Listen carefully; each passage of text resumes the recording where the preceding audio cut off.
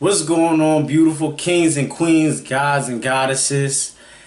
As you already know, if you don't know, Kimu JTD here with you today. And as always, you know I gotta say PLH, peace, love, and happiness on this wonderful, beautiful Sunday. We got the cicadas in the background, just going at it. We got the wonderful sun just beaming in, giving me all the rays, giving us all the rays. But today I want to talk about something that these posts or this person wrote a book and that was going viral. This wonderful queen, a psychologist, and I had spoke about this a few weeks ago with a friend of mine, and then my friend had brought it up last week. I was like, you know what? It's a lot of I feel like it brings a lot of commotion, and that post, and maybe you've seen it on Instagram or wherever platform of social media, but the excerpt that from her book was, men don't get married because there's nothing in it for them. And one point that I had to make was just the fact that number one, you have to define marriage. Marriage can either be something societally based, where you have to, in order for you to be married, you have to go through the dowry system of buying a ring, asking a family permission, and all that other stuff, and then you get engaged, and then you go down and you go in front of people, and had a little ceremony, or whether you elope or whatever, and you have to sign a legal document.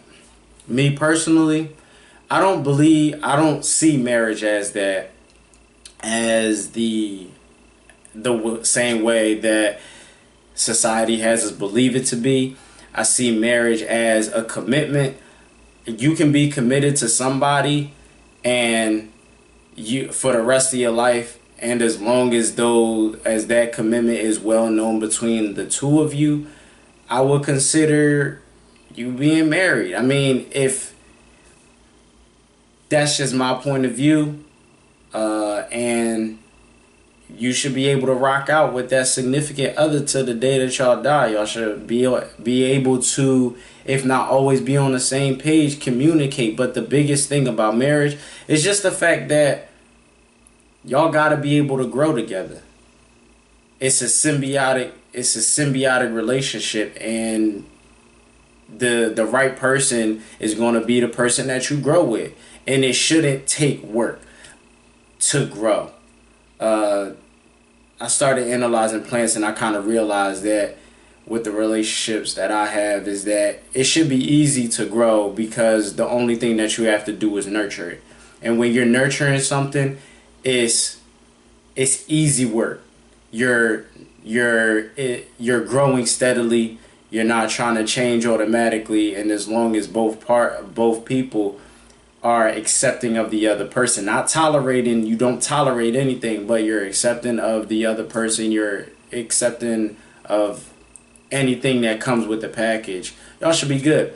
But back on the topic, just to get off of the tangent, I think that guys not getting married is not necessarily due to the fact that there's nothing in it for them. And I'm just speaking from my point of view.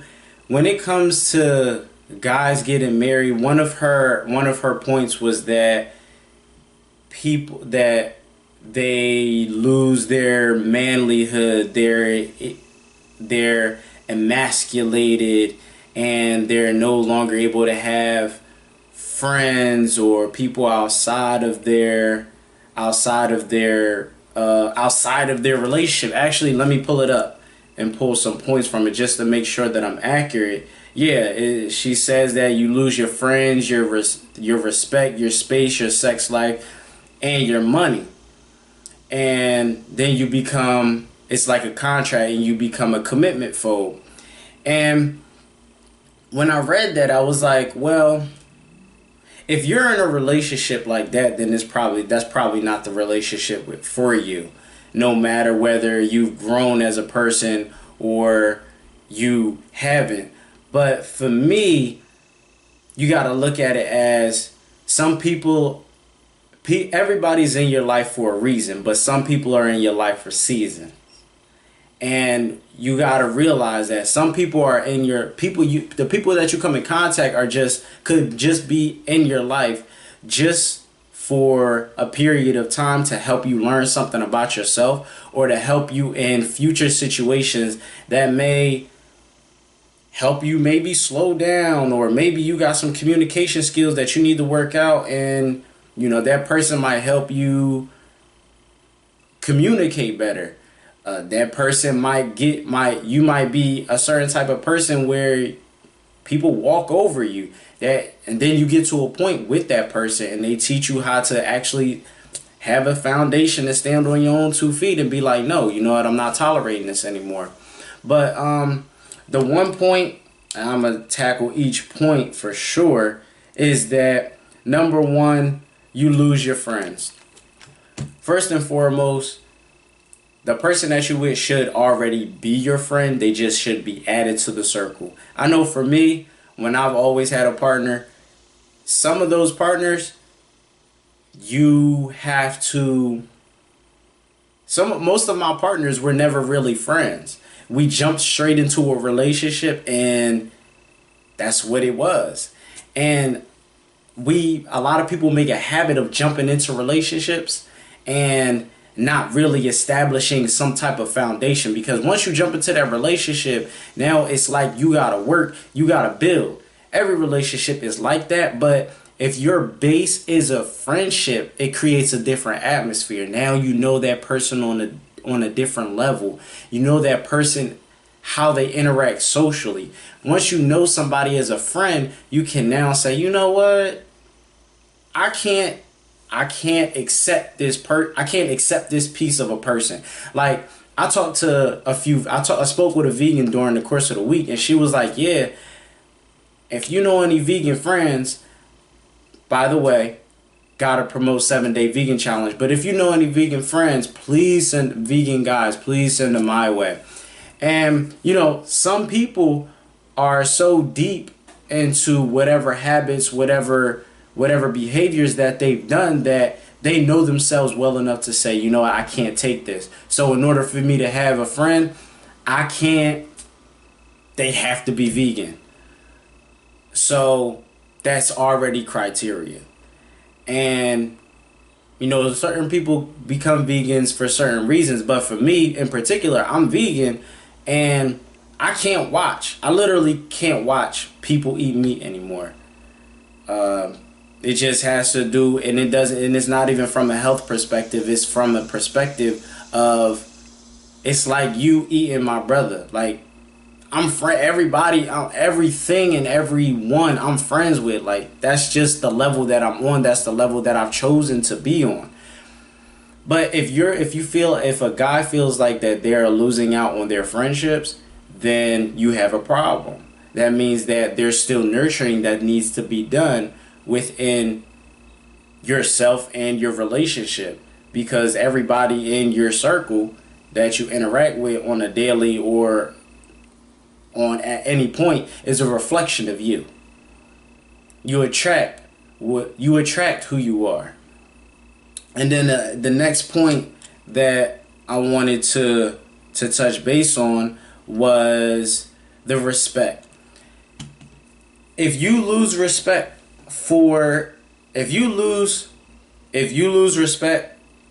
at any point, that means that the respect was not already established.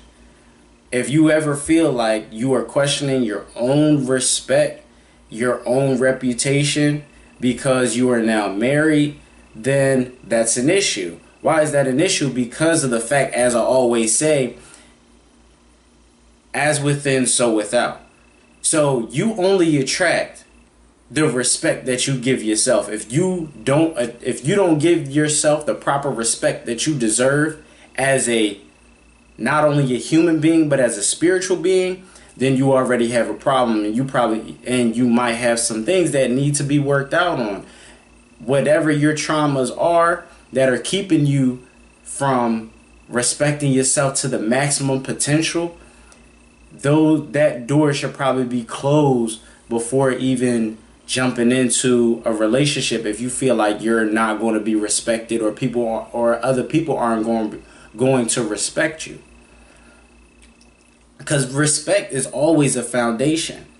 For me in particular, I always start people off with 100% respect. Everybody deserves a sense of respect, so I have to start everybody off with 100% respect. Now, at any point, if you do something that sways my respect, then I bring the respect level down, because now I know how to handle you. But the respect, it should always remain the same. And you should be given the same respect that you give to yourself, to your partner, to your significant other, to your friends, whatever the case may be. So respect is super key in society today, because there's so much negativity. There's so many ways that you could disrespect yourself and therefore disrespect other people. So I just want to put that bug in your ear and remember that is you gotta respect yourself, because the way that you respect yourself is the same way that you'll respect other people.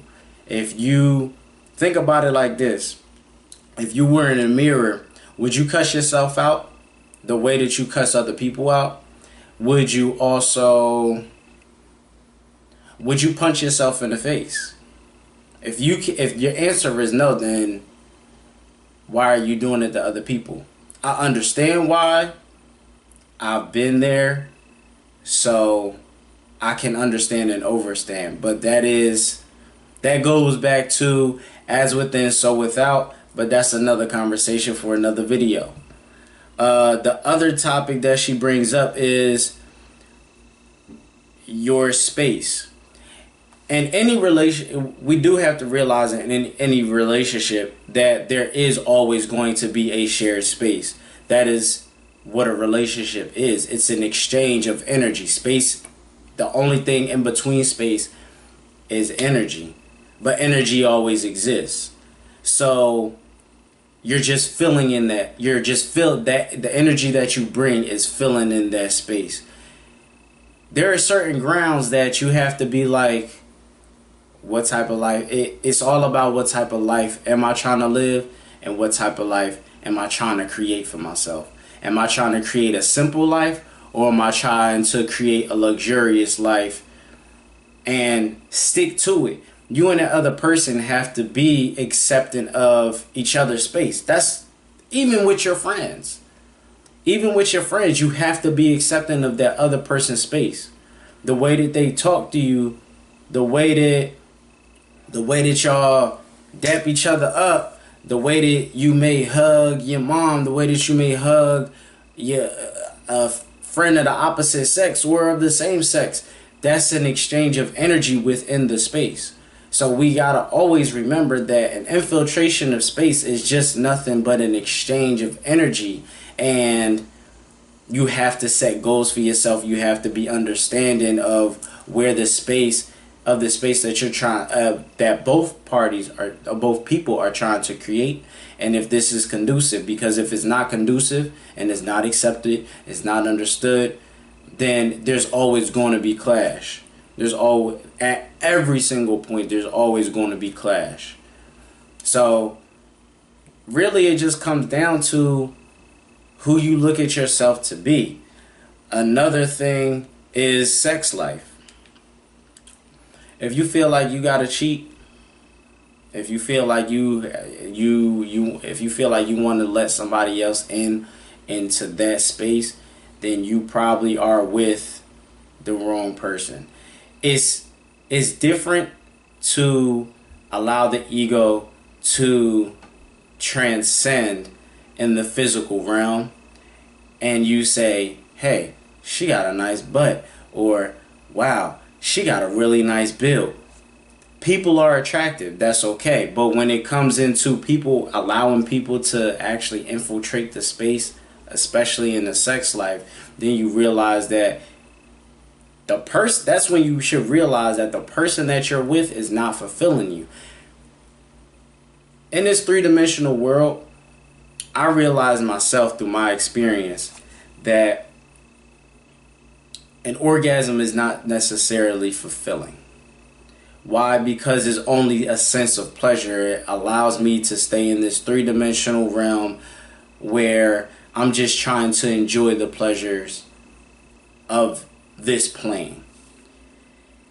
And what I decided to transcend is not only sex did not become just a feeling of pleasure. Sex becomes a feeling of love, a transition of a transaction between energy. It's two people or two beings coming into one, fusing energies, because that is literally how it happens. When you have sex with somebody, you are transferring energy. If you have a lot of aggression, you're transferring that aggression into whomever you're having sex with. Therefore, that aggression is being transferred. That person is going to now feel that negative energy of aggression. Who wants to be on the receiving end of aggression? Who wants to be on the receiving end of a punch? Who wants to be on the receiving end of a slap, of a mush, like somebody mush you in the face? Nobody, because that's a form of disrespect. So why would you disrespect somebody else's body in that way? If you feel like that person is not fulfilling you on a sexual level, then that's not the person that you should be with. But a lot of people have a fear of being alone in this society, and I learned myself, because there was a period in my life where I was just having lineups of significant others in my life, and I wasn't getting myself together to go into another relationship. I was always beginning another relationship in a relationship that I'm already in, just to set myself up, because I didn't want to be alone. But the thing is, being alone is okay. It helps you heal as a spiritual being. It helps you get yourself together. And it helps you love and respect yourself on the level that you feel necessary to do so for yourself and to progress in this lifetime. So always remember that about sex, because if somebody is carrying toxic energy and you're having sex with them, you are going to take on that toxic energy. If you're, as they say, you are the company you keep, sex definitely transfers the energy of the company that you keep, besides just being around that group of people all the time. So always remember that as when you're going forward. I mean, I had firsthand experience with that, and I began to decrease my frequency when I was having sex with people that were on a lower wave, on a lower frequency than I was vibrating at. And you begin, if you actually are self-aware, you do see that, because I've seen it myself. Another thing is money. A lot of people look at money as, when it comes to money, people become selfish. Let's be truthfully honest, because when finances are hard, you're like, money is the first thing you think about. That's why the color of money is green, simply because of the fact that green represents a form of stability. Why do you think that the trees and the leaves on flowers, why do you think that it's green? Why do you think grass is green? Because it's a representation of stability. If you ever go into nature and you just sit there, you just chill, relax, you feel relaxed, you feel refreshed, because it brings a sense of stability. So, but when it comes to money in marriage, we also got to see money as energy too, because, and just think about it, when you have money, when you have sufficient money, it feels good. When you don't feel good. And that's just the sense of being stable. When we think of being stable, we think of money. Oh, I can buy a house, I can buy this, I can buy that, whatever the case may be. But sharing money, you're going to share money regardless. But it has to be established on how you're going to share money. There are relationships where the two people don't share finances. They keep everything separate. But of course, there's a way that they do share the financial responsibilities.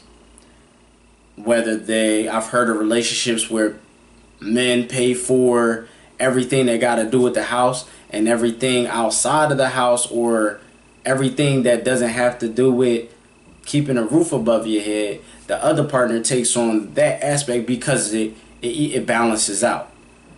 So we got to think of that. Like when it came to my mom and my stepdad, their relationship was pretty dope. Like, I've never seen it that way, where somebody pays for the trip. One takes on a responsibility for the monetary aspects of the trip to make sure that the trip gets in order.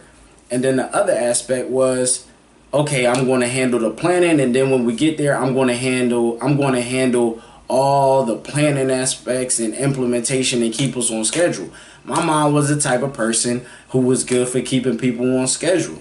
My mom was the type of person to make sure that things got done. So when it came to the planning phase, that part, when me and my family went on vacations, was already complete. When it came to them getting the trip into action, my mom would tell me, or I would hear my stepdad say, "How much does it cost?" Because he got it, so apparently it's going to happen. So you just got to make sure that the person that you're sharing financial responsibilities with is okay with sharing the money the same way you are, because the person that you're sharing this space with, this marriage, this commitment, should be the person who reflects you and at the same time helps you grow. So if I'm not mistaken, that's pretty much it on the on this tip. That's pretty much my response. As I said, marriage for me is nothing but a commitment between two people. For me, you could be married to anything. You could be married to any. You could be married to an aspect of yourself. Maybe you want to become an entrepreneur. You could be married to becoming an entrepreneur. You could literally be married to anything, because marriage is nothing but a commitment. But the way that society has placed it is interesting. We also have to look at the interdependent role that men have played on this topic also, because a lot of women get a sense of entitlement, and we're all gun-ho for telling a woman that she is pretty, that she is beautiful, and blase, and exemplifying what we see in rap videos by giving them money and giving them cars and giving them jewelry and whatnot, making them feel worthy. Every woman is worthy, but are they worthy of the space that you want to be in? Because I know growing up, a lot of dudes, they would tell a woman whatever she wanted to hear, buy a woman whatever she wanted to hear, to the point where you just try and get in her pants. But it's like, is it really worth it? Because if you don't get in her pants, then you just like, oh, F you, blah, blah, blah, blah, now you mad.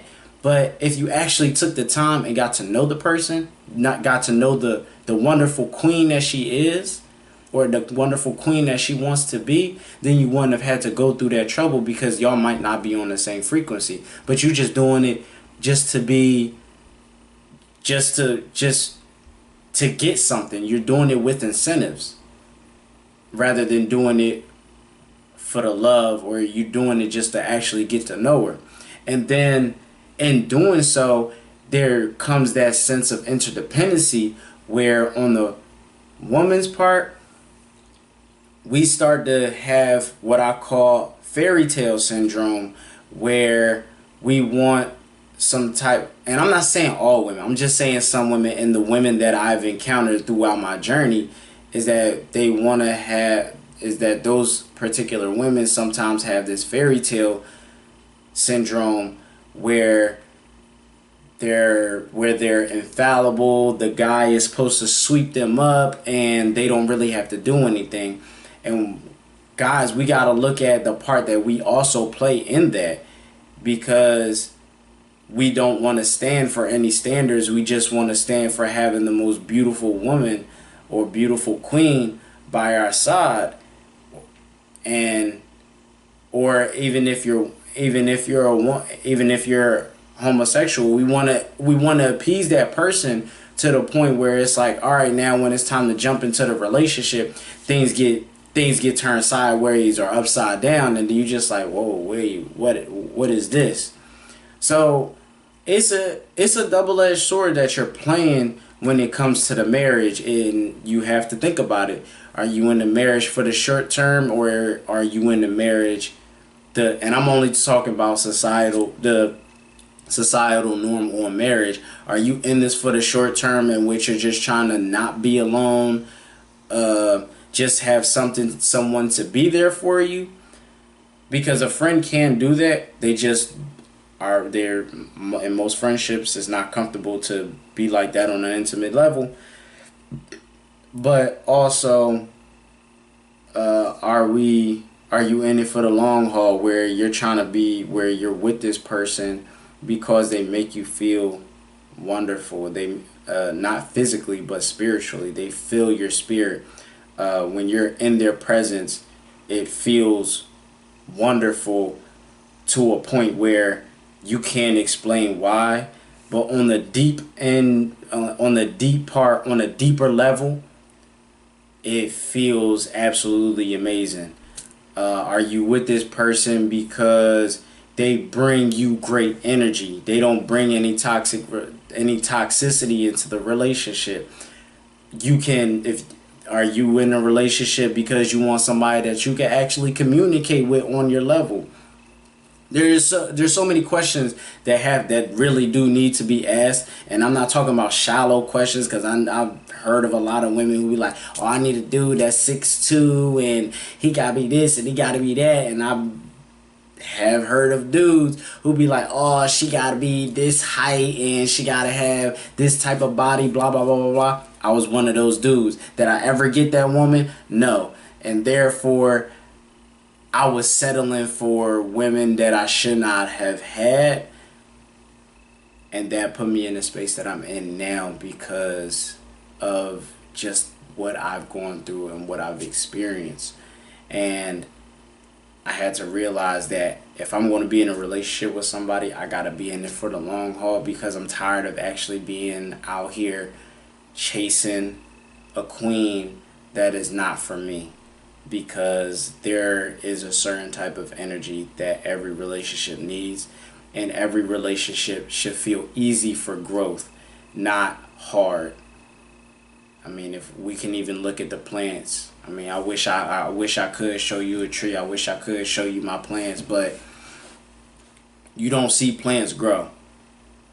You don't see the impact that plants have on this ship that we're on, because of the fact that the work that they do is automatic and it's easy. In every relationship, I'm not necessarily saying that it's easy, but the growth should be organic. It should never be forced. So that's just some,